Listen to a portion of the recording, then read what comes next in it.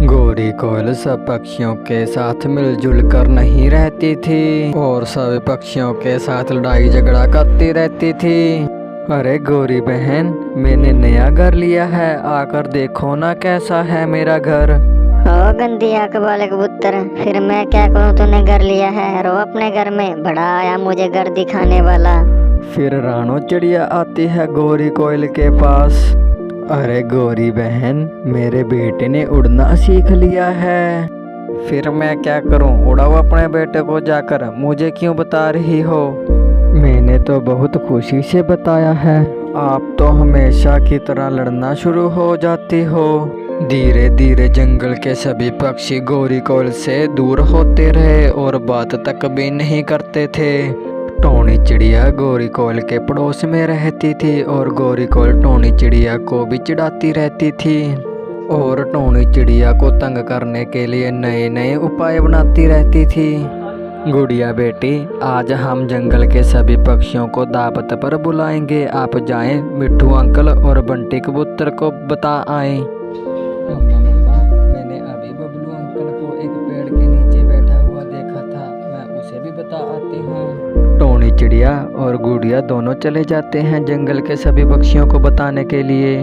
गुड़िया मिट्ठू तोते के पास चली जाती है। मिट्ठू अंकल, मम्मा ने कहा है कि आज आपकी हमारे घर दावत है, आप हमारे घर जरूर आना। वाह गुड़िया बेटा, आज तो बहुत मज़ा आएगा भोजन खाने का, मैं जरूर आऊँगा आपके घर। फिर गुड़िया बंटी कबूतर के पास चली जाती है।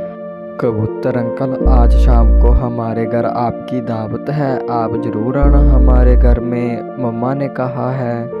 हाँ हाँ गुड़िया बेटा, मैं आपके घर जरूर आऊँगा। एक एक कर जंगल के सभी पक्षियों को बता देती है गुड़िया। और टोनी चिड़िया भी गोरी के पास चली जाती है। गोरी बहन, आज शाम का भोजन आप हमारे घर में खाना, मैंने जंगल के सभी पक्षियों को बुलाया है। मैं गोरी कोयल हूँ, मैं जंगल के किसी भी पक्षी के साथ बैठकर भोजन नहीं खा सकती और वो गंदी आँख वाला कबूतर मुझे बहुत बुरा लगता है। फिर टोनी चिड़िया वहाँ से चली जाती है। चिड़िया, मैं जंगल के सभी पक्षियों के सामने तुम्हारी बेइज्जती करवा दूंगी। ऐसा कहकर जल्दी से गोरी टोनी चिड़िया के घर चली जाती है। मैं इस भोजन में कंकरियां मिला दूंगी, जो भी ये भोजन खाएगा उसकी चोंच टूट जाएगी और मुझे बड़ा मज़ा आएगा। जंगल के सभी पक्षियों के सामने टोनी चिड़िया की बेइज्जती हो जाएगी। फिर गोरी एक एक कर सभी कंकर मिला देती है भोजन में। गोरी भोजन में सभी कंकर मिलाकर वहाँ से चली जाती है और शाम को जंगल के सभी पक्षी टोनी चिड़िया के घर पर आ जाते हैं। अरे टोनी चिड़िया, तुम्हारी पड़ोसन नहीं आई गोरी। अरे रानू चिड़िया, मैं गई थी बताने, वह उल्टी सीधी बात करने लगी। फिर टोनी चिड़िया जंगल के सभी पक्षियों को भोजन दे देती है और सबसे पहले कबूतर भोजन खाने लगता है। अरे मेरी चोंच टूट गई, भोजन में कंकर हैं।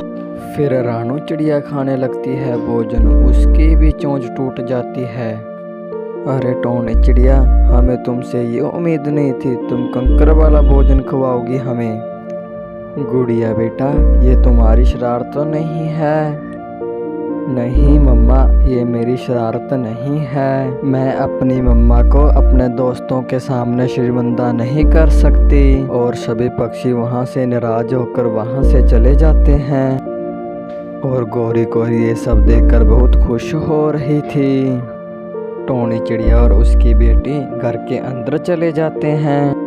फिर टोनी चिड़िया सोचती है, मुझे पता चल गया यह किसकी शरारत है। टोनी चिड़िया अपनी बेटी को कहकर मिट्ठू तोते के पास चली जाती है। अरे मिट्ठू, मुझे पता चल गया है भोजन में कंकर किसने मिलाए थे, मुझे जल्दी बताओ टोनी चिड़िया, किसने मिलाए थे वो कंकर? गोरी कोयल ने। अब तो गौरी कोयल ने अपनी हद पार कर दी है। अब तो कुछ तो करना पड़ेगा गौरी कोयल का। हाँ हाँ मिट्ठू तोते, इसीलिए तो मैं तुम्हारे पास आई हूँ। मिल गया आइडिया। और मिट्ठू तोता एक कलर की बाल्टी और एक पत्थर को ले आता है। अरे मिट्ठू, इसका क्या करोगे कलर की बाल्टी और पत्थर का? अरे टोनी चिड़िया, हम इस पत्थर पर लाल रंग कर कर और इसको सेब में बदल कर गौरी कोयल को देंगे। अरे मिट्ठू, गौरी कोयल हमसे ये सेब क्यों लेगी? उसकी चिंता मत करो टोनी चिड़िया, मैंने ये सब कुछ सोच लिया है कैसे देना है ये सेब गौरी कोयल को। फिर मिट्ठू तोता उस पत्थर पर लाल रंग करने लग जाता है और थोड़ी ही देर में उस पत्थर को सेब में बदल देता है। ये देखो टोनी चिड़िया, हमारा नकली सेब तैयार हो चुका है। उस गौरी की बच्ची ने हमारी चोंच तोड़ी थी ना, अब हम उसकी चोंच तोड़ेंगे। तुम ऐसा करो टोनी चिड़िया, तुम जाओ घर पर, मैं जाता हूँ इस सेब को लेकर जंगल में। जे गौरी कोयल ने हम दोनों को इकट्ठा देख लिया, उसे हमारे ऊपर शक हो जाएगा। हाँ हाँ मिट्ठू तोते, मैं घर चली जाती हूँ, पर उसकी चोंच तोड़ कर आना तुम घर पर। उस गौरी की बच्ची ने मेरे साथ बहुत बुरा किया है। तुम चिंता मत करो टोनी चिड़िया, मैं उसकी चोंच तोड़कर ही घर आऊँगा। और टोनी चिड़िया अपने घर चली जाती है और मिट्ठू तोता जंगल में चला जाता है उस सेब को लेकर। मिट्ठू तोता एक पेड़ के नीचे बैठकर गौरी कोयल की राह देखने लग जाता है और थोड़ी ही देर में उसके पास गौरी कोयल आ जाती है। वाह मिट्ठू तोते, ये सेब तो दिखने में बहुत मीठा लग रहा है, कहाँ से लेकर आए हो? अरे गौरी कोयल, मैं इस सेब को दूसरे जंगल से लेकर आया हूँ। अब ऐसा करो मिट्ठू तोते, ये सेब को मुझे दे दो और तुम दूसरा सेब ले आओ दूसरे जंगल से। नहीं गौरी कोयल, इस सेब को मैं तुझे नहीं दूंगा, तुम दूसरे जंगल से आप ले आओ, इस सेब को तो मैं ही खाऊंगा।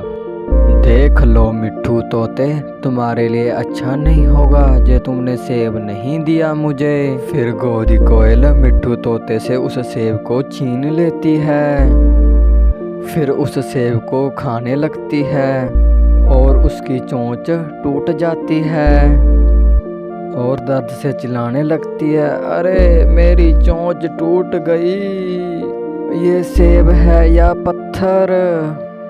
हाँ हाँ गौरी कोयल, ये सेब नहीं पत्थर है। जैसे तुमने टोनी चिड़िया के घर पर भोजन में कंकर मिला दिए थे, वैसे ये पत्थर है।